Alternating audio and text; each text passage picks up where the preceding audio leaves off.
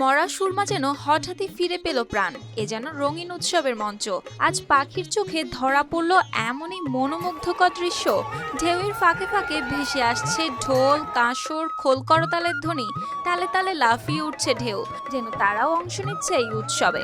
নদীর দুই তীরে মানুষের উপচে পড়া ভিড়, এমনকি সেতুর উপরও দাঁড়িয়ে আছে হাজারো দর্শক। আর সবার চোখ আটকে গেছে নদীর বুকে, কারণ এই দিন হাওর ভাটির শত বর্ষের ঐতিহ্য ফিরিয়ে আনতে আয়োজন করা হয় নৌকা বাইচ।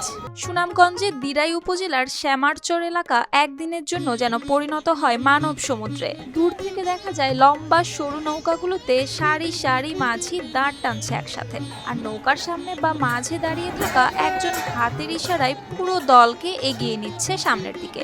সেই সাথে নদীর দুই পাড়ের উল্লাস যেন আরো তীব্র হয়ে উঠছে। আমি আমার জন্মের পর এই প্রথম কোনো নৌকাবাইস অনুষ্ঠানে এসেছি। আমি দাদাদের মুখ থেকে শুনেছি আগে আমাদের এখানে একটা নৌকাবাইসের ঐতিহ্য ছিল। আজকে আবার সেই ঐতিহ্য আমি মনে করি হাওর অঞ্চলে ফিরে এসেছে। অপূর্ব একটা মিলন মেলায় পরিণত হয়েছে। এখানে নারী, পুরুষ, শিশু, ধর্মবর্ণ নির্বিশেষে সকলের উপস্থিতি আমি এখানে দেখেছি। এই বাইচে সুনামগঞ্জ, হবিগঞ্জ আর সিলেট থেকে এসেছে 10টি রঙিন নৌকা।